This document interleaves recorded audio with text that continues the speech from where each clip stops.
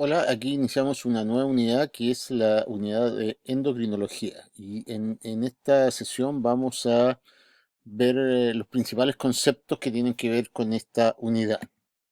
En primer lugar, la especialidad de la endocrinología abarca el estudio de las glándulas y de las hormonas que producen. El término endocrino fue acuñado por Starling para contrastar la acción de hormonas secretadas internamente, endocrinas, con aquellas secretadas externamente, es decir, exocrinas o en un lumen, tal como el tracto gastrointestinal. El término hormona es derivado del griego y significa poner en movimiento, que describe bastante bien la acción dinámica de las hormonas como provocadoras de respuestas celulares y como reguladoras de procesos fisiológicos a través de mecanismos de retroalimentación. A diferencia de otras especialidades, no es posible definir la endocrinología estrictamente a lo largo de líneas anatómicas, y la clásica glándula endocrina, por ejemplo la pituitaria, la tiroides, la paratiroides, se comunican ampliamente con otros órganos a través del sistema nervioso, hormonas, citoquinas y factores de crecimiento. El diagnóstico de tratamiento de las patologías endocrinas, en general el sistema endocrino se evalúa principalmente midiendo la concentración de hormonas, que es lo que ha sido posible y es un gran avance de la medicina. Las enfermedades endocrinas pueden ser tratadas de manera efectiva una vez que el diagnóstico correcto ha sido establecido, y esto también es posible porque se han sintetizado las principales hormonas y esto nos permite reemplazarlas. Las deficiencias hormonales son tratadas con reemplazo hormonal fisiológico, y las condiciones de exceso hormonal, las cuales habitualmente son causadas por adenomas glandulares benignos, son manejadas mediante la remoción quirúrgica de los tumores o reduciendo los niveles hormonales médicamente. ¿Cuáles son los mecanismos patológicos que producen las alteraciones del sistema endocrino? Las enfermedades endocrinas se producen por tres tipos de condiciones: exceso de hormonas, deficiencia de hormonas y resistencia hormonal.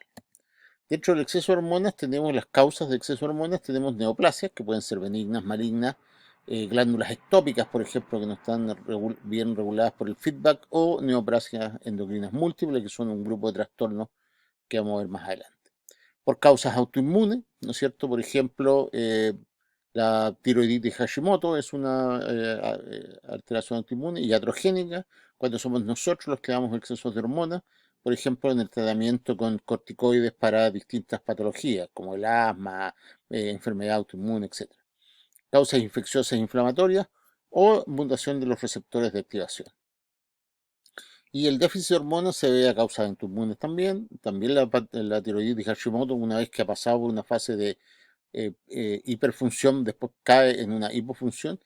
Iatrogénicas, infecciosos inflamatorios, mutación de hormonas, defectos enzimáticos, defectos del desarrollo, deficiencia nutricional y vitamínicas, y hemorragia, infarto, como por ejemplo el infarto de la pituitaria después del parto. Y la resistencia hormonal está dada por mutación de los receptores, ya sea los receptores de membrana nuclear o mutaciones de vías de señalización o por alteraciones del postreceptor, como suele suceder, por ejemplo, en la resistencia a la insulina. La evaluación clínica, en cuanto a la evaluación clínica, es importante la historia, y aquí es importante evaluar a los pacientes en el contexto de sus síntomas de presentación, revisión de sistemas, historia social y familiar y exposición a medicamentos. Y dado que muchas glándulas son relativamente inaccesibles al examen físico, este examen, el examen físico, idealmente se enfoca en las manifestaciones de exceso de eficiencia hormonal, así como en el examen directo de las glándulas palpables, como el tiroides y las gónadas. Cuando se puede palpar las glándulas, las palpamos. Cuando no, nos enfocamos en las manifestaciones. Eh, el otro tema de evaluación clínica importante es la evaluación cuantitativa de los niveles y dinámica de las hormonas, y finalmente un gran capítulo lo constituyen las imágenes que han venido a reforzar nuestra evaluación clínica, como son la tomografía axial computada, la resonancia nuclear magnética, el escáner tiroideo y la ecografía, que ha sido un elemento diagnóstico accesorio muy útil. En cuanto a la medición hormonal, es como el centro de la evaluación del sistema endocrino, digamos, y estas se hacen habitualmente por inmunoensayo, que es la herramienta de diagnóstico más importante en endocrinología, y esto permite determinaciones cuantitativas sensibles y específicas del estado de equilibrio, de los cambios dinámicos, la concentración de las hormonas. Hay otras técnicas que se usan también en espectroscopía de masa, por ejemplo, para medir los niveles de los niveles de ciertas hormonas, la cromatografía y los métodos enzimáticos. La medición hormonal, muchas mediciones hormonales están basadas en muestras de plasma o suero. Sin embargo, la determinación en orina es útil para la evaluación de ciertas condiciones y es más fácil de acceder. La reducción de orina de 24 horas entrega una evaluación integral de la producción de un hormono metabolito que varía durante el día, y en muchos casos es importante la medición hormonal basal de varios componentes endocrinos simultáneamente. En cuanto a las mediciones dinámicas, también son muy importantes porque es habitual para las mediciones basales que existe una superposición con el rango normal. Entonces, para poder diferenciar esto, en estas condiciones los exámenes dinámicos son útiles para separar los dos grupos. Y para eso usamos exámenes de supresión, se usan cuando se sospecha hiperfunción, o exámenes de estimulación que se usan cuando se sospecha hipofunción.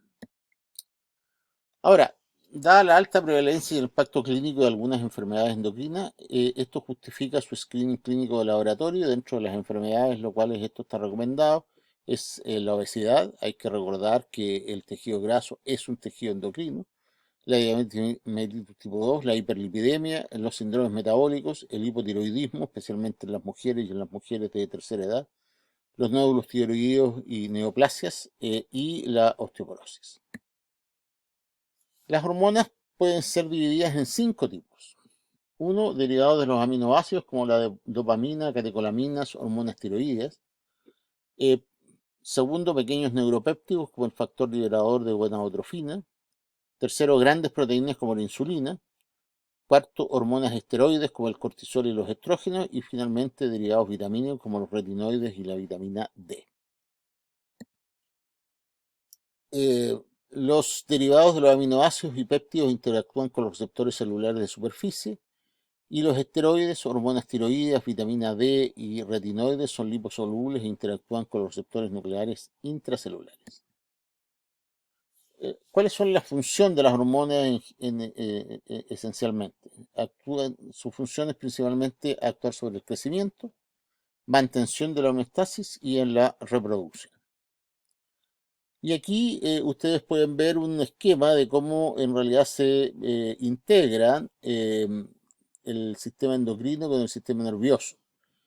Y este esquema es muy interesante porque sirve para ver cómo se integran los dos grandes sistemas integradores que tenemos en el cuerpo, es decir, los distintos sistemas, el sistema respiratorio, cardiovascular, gástrico, renal, etcétera, se integran a través de estos dos sistemas, el sistema nervioso, ¿no es cierto?, y el sistema hormonal. Y estos dos sistemas de integración a su vez están integrados a través del sistema nervioso central, esencialmente a través del hipotálamo.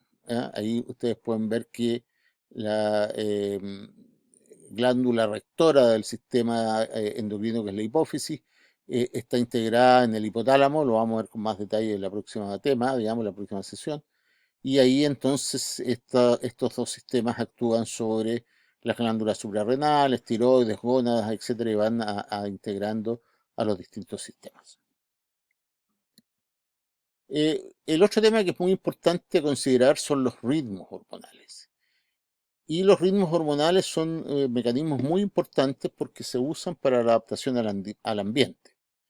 Porque nosotros, me refiero a las personas, digamos, diariamente estamos y a lo largo del año, digamos, estamos sometidos a varios cambios, y por lo tanto tenemos que tener esta flexibilidad para irnos adaptando. Y estos cambios son, por ejemplo, los cambios estacionales. Las estaciones van cambiando, pasamos de verano, invierno, etcétera, y tenemos que ir adaptándonos. Los ritmos circadianos, el nivel hormonal es mucho más alto en las mañanas y cae durante el día. El sueño, también el sueño tiene unos ritmos que tiene, y el sistema hormonal responde a esos ritmos, la alimentación y el estrés, y el ciclo menstrual. Eh, Así que esto es muy importante, y por eso que muchas veces es poco conveniente cuando estos ritmos se alteran artificialmente. En Chile, por ejemplo, existe esta costumbre de cambiar cada cierto tiempo la hora.